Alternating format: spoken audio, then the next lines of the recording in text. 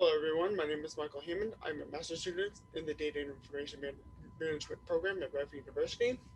I've always been interested in gaming and how various factors affect what people's opinions are about games. In my presentation today, we'll be covering why Steam's user sentiment can and should be turned around by cutting price. So let's get into it.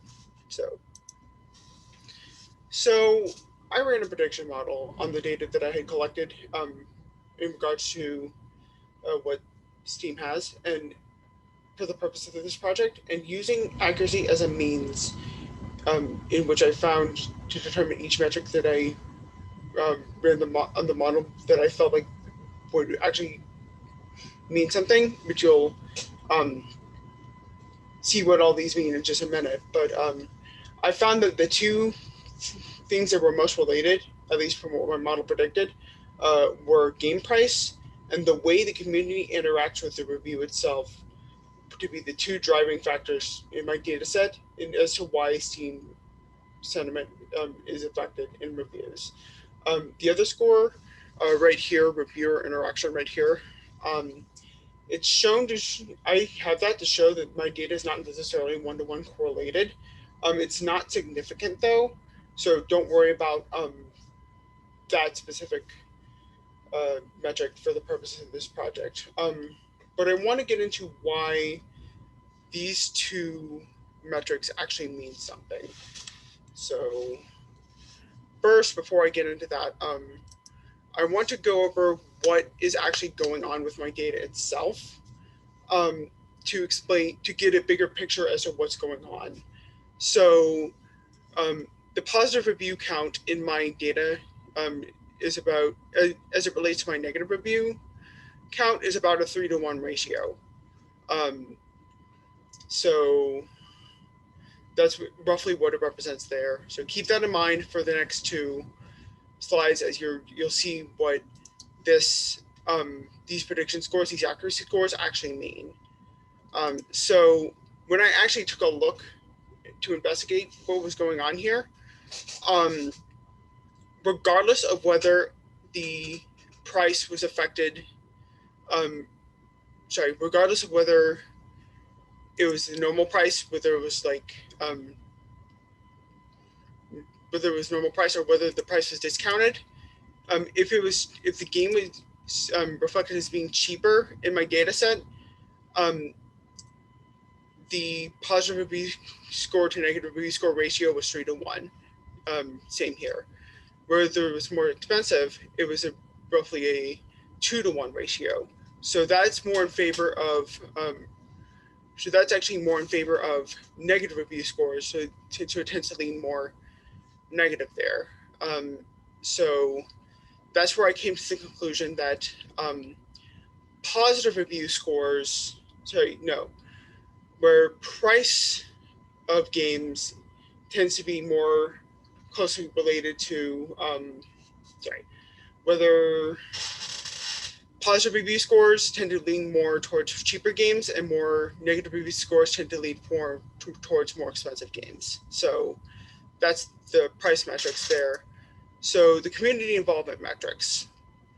So I couldn't really give a count that was um, above 100 for more involvement here, you'll the way I'm going to explain this is not really going to matter much uh, because the same 3-to-1 ratio that I've been explaining for the lesser involvement, with community involvement, is reflected in when there's less involvement here. So what am I actually measuring here before I get into that?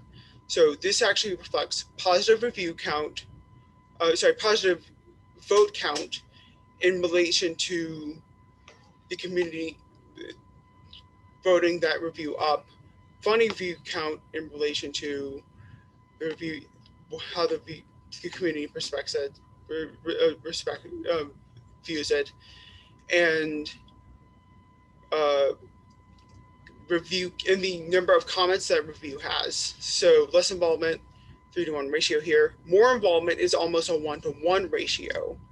So that's where I came to the conclusion that the whether the community is really hammering in, um, like, hey, I really don't like your game. Um, the community, the Steam community is basically banding together and um, saying, hey, we don't like your game. We're banding together and giving you crap so that fewer people buy your game. So what's the actual takeaway here? We know what the issue is with price. So we know as price decreases, positive review score increases. We know as community involvement increases, the original review is more likely to be negative. What's the takeaway here? Well, there's actually two. If you are a developer or a publisher and you're finding yourself on the end of um, these review ratios that are described in the slide here, and you want to um, get rid of it. Well, first of all, fix what people are mad at, obviously, but then you want to discount the game, however it's fit, to bring more people into your game, and eventually you win trust back. However, if you want to prevent this altogether, think about how you want to price your game early, so that um, these ratios don't happen at all. If you so there's a so those are proactive ways you can. There's a proactive way you can think about it, and that's a reactive way you can think about that. So that's what I found with my capstone. There's a lot of technical details, but there were a lot more that I had to take out with my project. So I want to thank my mentor, Lidwin Hudson. He was a great help with me structuring this project, specifically this presentation, in a way that was as concise as possible while still giving my message. And now I open the floor to questions. Thank you, Michael. Excellent presentation. For those of you who are joining us, each student worked this semester with an industry mentor, and the mentors were outstanding, and consequently, we have some great presentations. So we have a few minutes here for questions. If anybody wants to type a question into the Q&A. Okay, I will go straight to the Q&A. All I see is the anonymous attendee who said, yes, hello, everyone. That's all I see right now.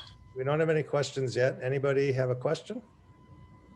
Oh, somebody posted in the chat. Yes. What tools did you use? Oh boy, you don't, Dr. Oh boy, Dr. Phillips, you are I'll answer Mr. Horton. I'll answer Dr. Phillips first because he asked first. I see your question, but I'll answer Dr. Phillips. Oh boy, that is a whole laundry list of tools. Well, first I'll start with what I use for the model itself. I didn't go too deep into that because this is targeted for high schoolers. Okay, primarily. So I use Python. I feel like that's a common programming language. The machine learning model I use is XGBoost, and I GPU boosted it for further accuracy, for that sort of thing.